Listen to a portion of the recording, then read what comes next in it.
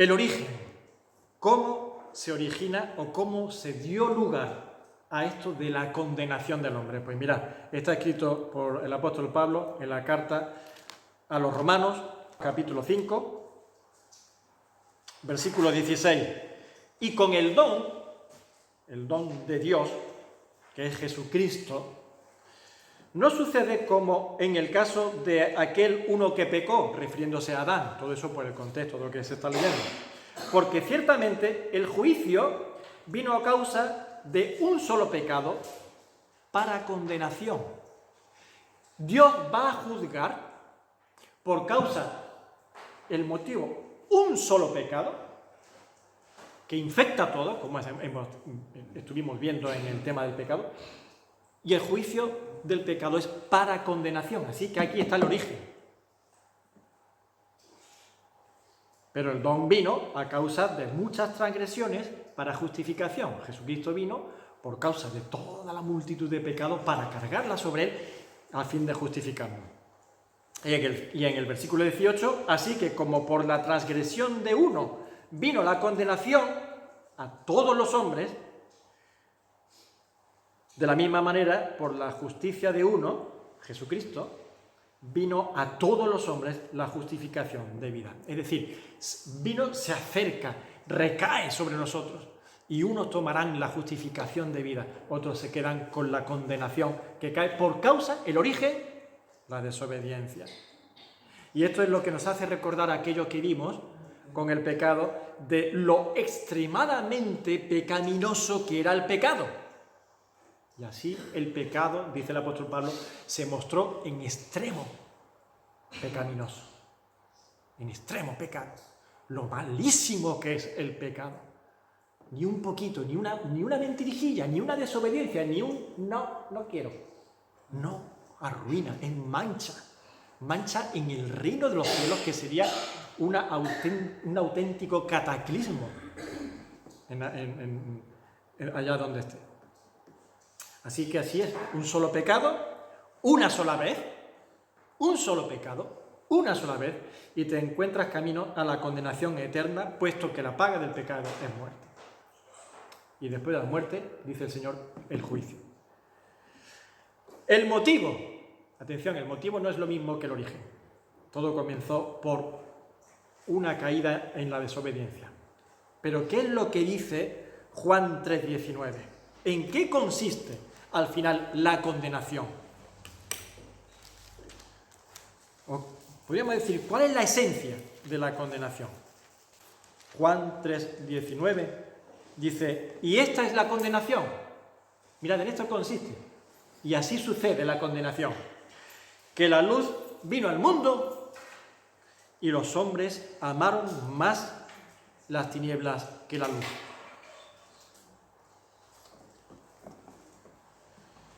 ¿Os dais cuenta que Dios no tiene que condenar a nadie? Se condenan a sí mismos. El que en Él cree, versículo anterior, el que en Él cree no es condenado. Pero el que no cree ya ha sido condenado porque no ha creído en el nombre del unigénito Hijo de Dios.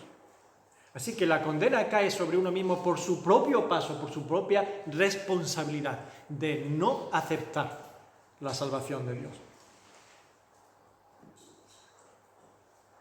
La muerte del Edén es una consecuencia de la desobediencia. Dios no introdujo la muerte, ni la muerte es obra de Dios, ya lo vimos.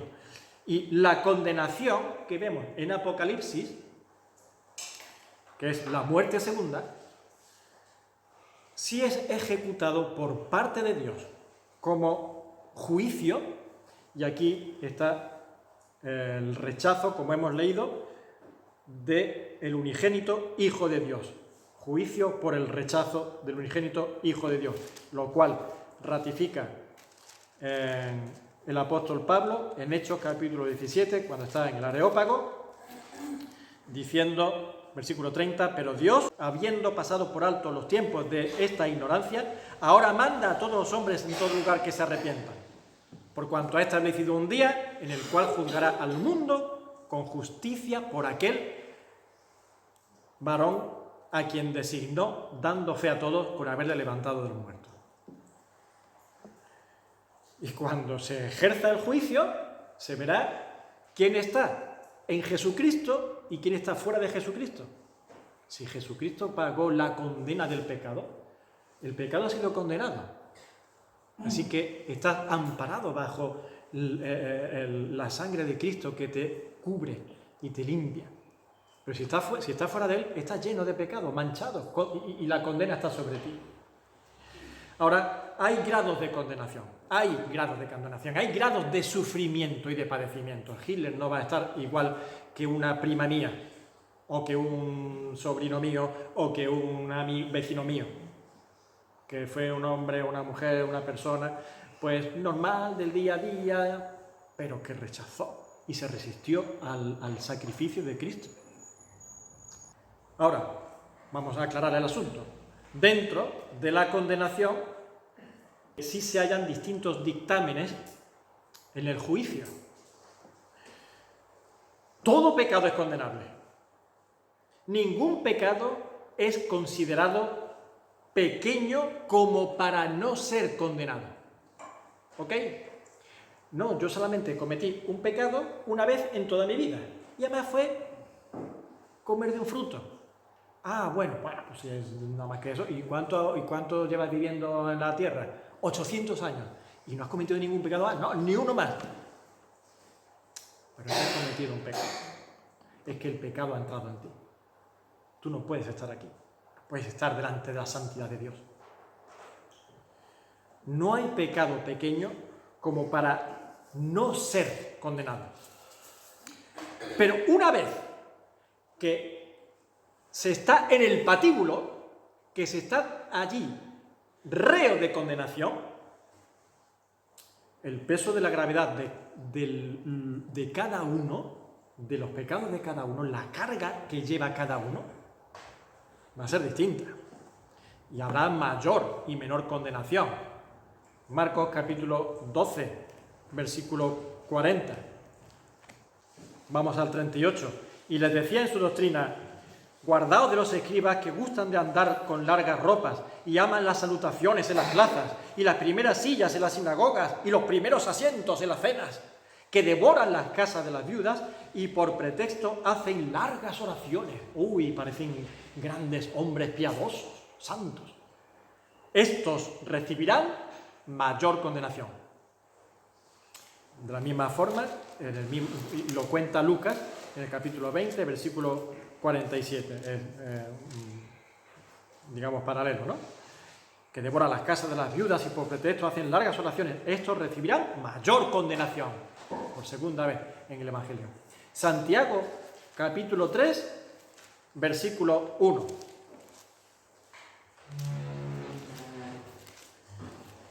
Hermanos míos, no os hagáis maestros, muchos de vosotros, sabiendo que recibiremos mayor condenación. Cuidado, que te la juegas, que las cosas se pueden agravar, Y capítulo 20 de Apocalipsis habla de que no todo va a ser coger a la humanidad con un puño así cerrado y ¡bum!, lanzarlos de cualquier forma a donde caigan, en la perdición eterna, no. Sino que uno por uno, alma tras alma, va a ser juzgada conforme a sus obras. Apocalipsis 20, versículos 12 y 13. Y vi a los muertos, grandes y pequeños, de pie ante Dios.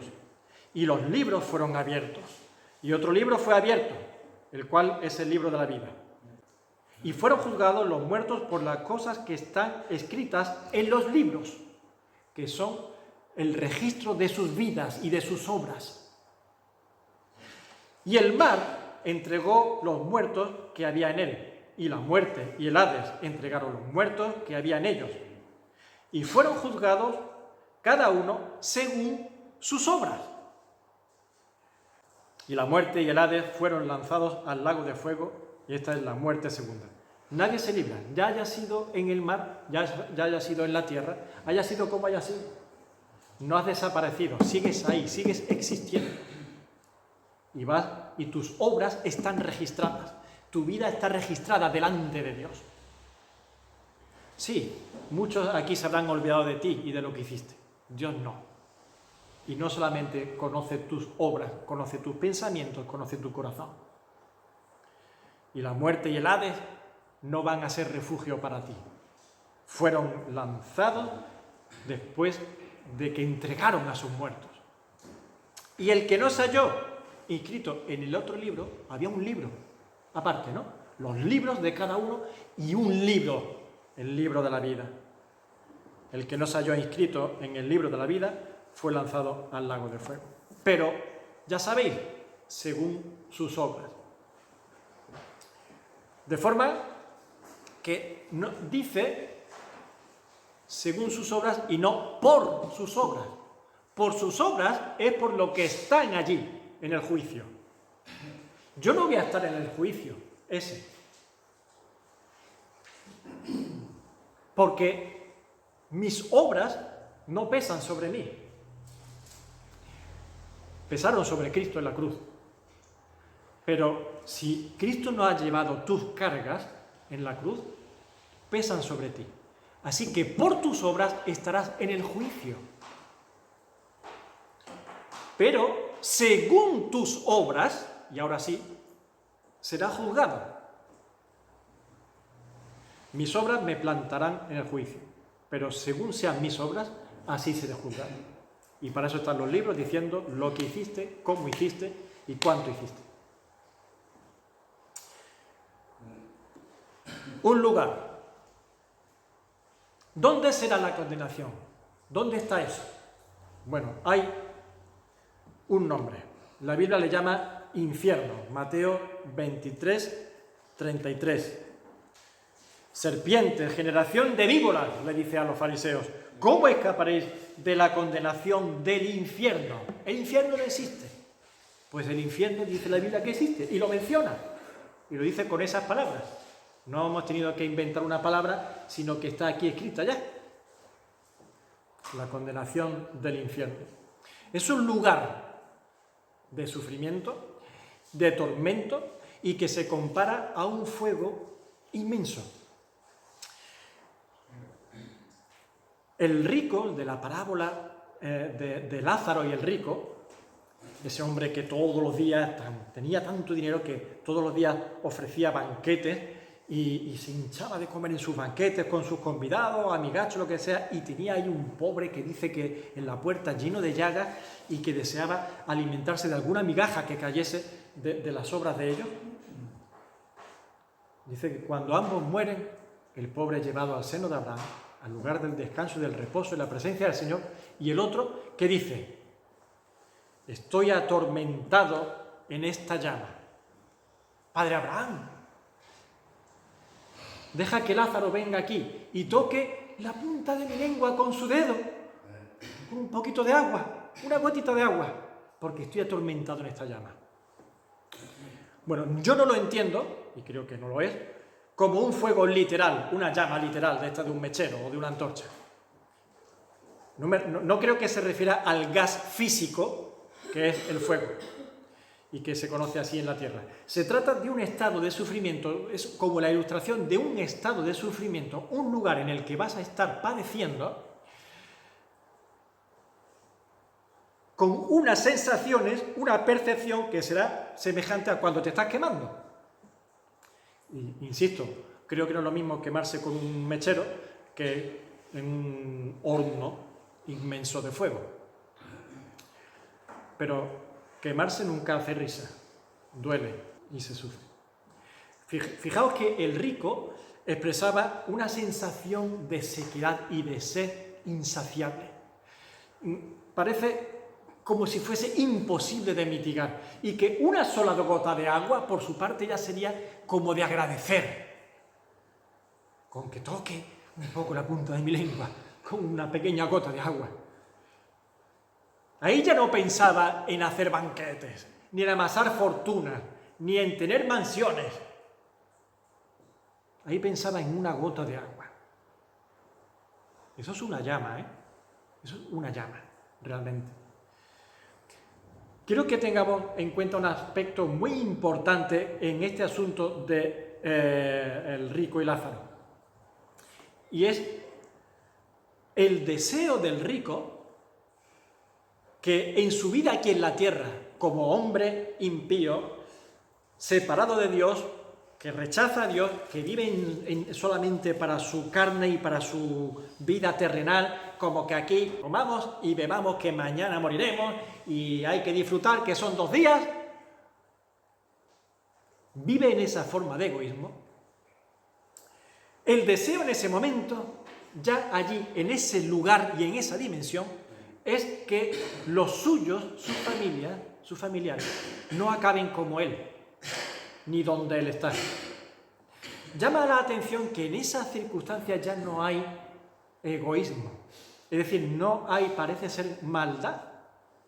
No dice, bueno, pues ya que estoy aquí, pues ahora los demás también, que se fastidien. Porque normalmente en ese espíritu de egoísmo y de impiedad humana, cuando uno se ve en una situación ya definitiva, de tragedia, le importa todo lo demás, le importa poco. Sabéis que muchas veces se dice, con ese no te pelees porque ese lo tiene todo perdido.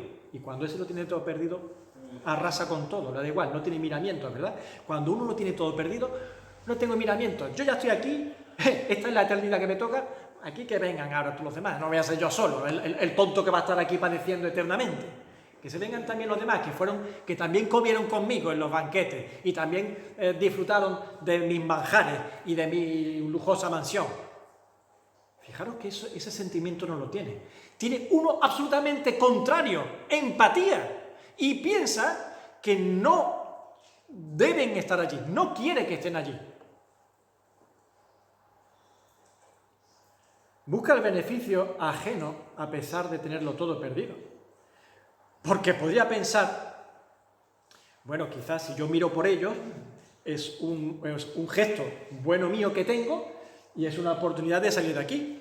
Como que reduzco condena, un preso se porta bien, reduce condena y sale de allí. Pues oye, si yo hago lo posible para que mi familia no venga aquí y no se condene, pues estoy siendo bueno con ellos, Dios lo tendrá en cuenta. Él sabe que no. Él sabe que ya no hay más oportunidad, lo veremos más adelante, ya no hay más oportunidad, no es un purgatorio, no existe el purgatorio.